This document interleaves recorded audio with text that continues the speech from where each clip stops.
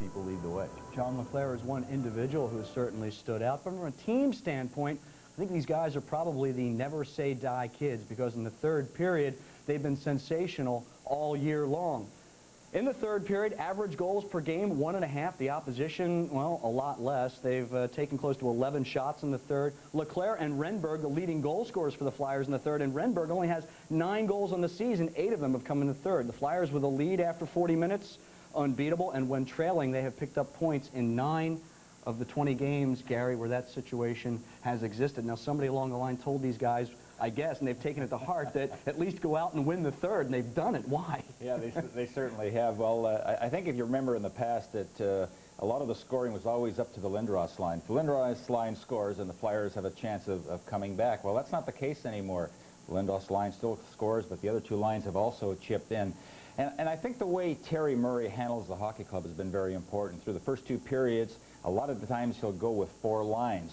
Come the third period, when they're in a deficit position, he'll shorten the bench to 3 lines. There's still a lot of energy left. And let's face it, there's a lot of talent in this hockey club, a lot of ways to get the job done. And when you have a determined group like the Flyers, it's exciting to watch, and they're a third-period hockey club.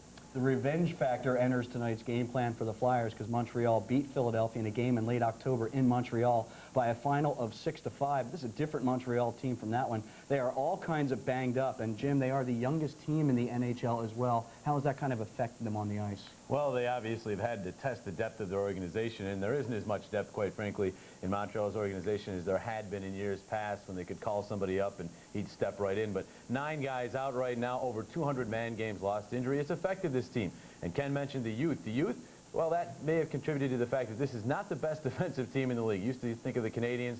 Yes, they were the Flying Frenchmen, but they were also a very good defensive team, usually the best in the league. That's not the case anymore. They're giving up a lot of shots on goal, a lot of goals as a result. But as you can see right there, 34.5 shots allowed per game. That is a lot of rubber for those goaltenders to see. And Thibault, he's been inconsistent. Jablonski's had a couple good games, couple bad games. You can't really blame the goaltenders, though, when they're seeing about 35 shots on goal against.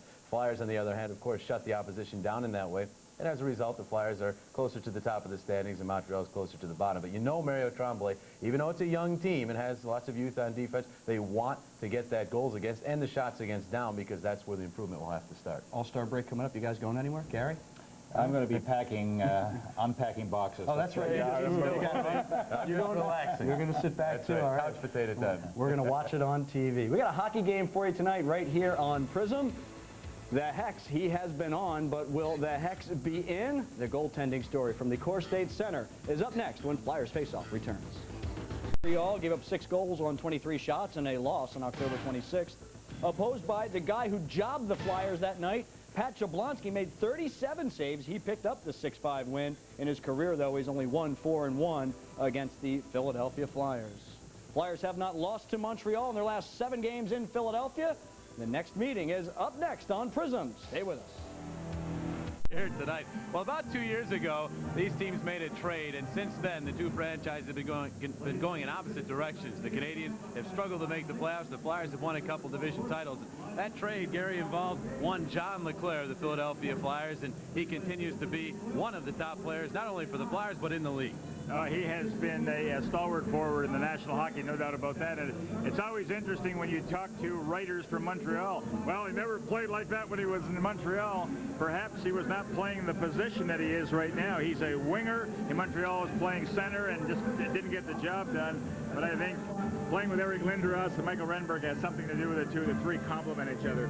Well, and losing only once in their last 19 games, a lot of things have gone right for the Philadelphia Flyers. The one area that continues to struggle, the power play. The power play gets some help tonight. Paul Coffey back in the lineup, back after missing 5 games with a concussion. He is certainly welcome back into the lineup. Absolutely, and I said to Paul before the game, now just make sure you stay out of the way of any orange and black sweaters, and as long as he gets by the warm-up, he'll be all right. He did make that, and a welcome back, Paul Coffey, because I'll tell you what, when you watch him pass the puck and skate up ice with the puck, he is superstar all the way. Of course, Flyer fans very happy about that trade we talked about, LeClair and Desjardins coming here. The member of the Flyers that went to Montreal, Mark Recchi, struggled in the early going in Montreal, but is not struggling at all this year. Recchi has been the Canadiens' top player. He's going to the All-Star game as a result. Yeah, he's a class player, no doubt about that. Very durable. He just plays games. He plays when he's hurt. He is a goal scorer. He can set up plays, and because of the injury, Mark finds himself playing the center ice position. Could be matched up against Eric Lindros all night. That'll be a good matchup. That would be very interesting indeed. So the Flyers and Canadiens, their second matchup of the season, as Ken said. Canadiens won the first one in Montreal. It's the only time they've beaten the Flyers since the big trade. Back downstairs we go to Ken to talk more about the Flyers' first half.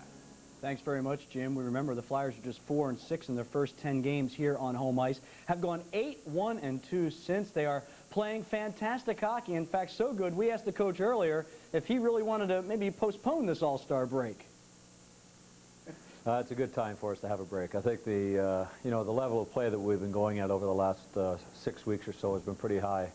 When you get on a streak of 17 games without a loss, there's a lot of intensity. It's very demanding physically and mentally, and I think the wheels get a little loose after a length of time, and it's a break that's going to be good for us as long as it's quality rest. Just the guys just kicking back and taking it easy and really getting themselves ready for the last half of the season. All right, so the Flyers can break, but not for another 3 hours. They have some business, some work to get to here at the CoreStates Center tonight. It's the Flyers and Canadiens. Back with it in a moment.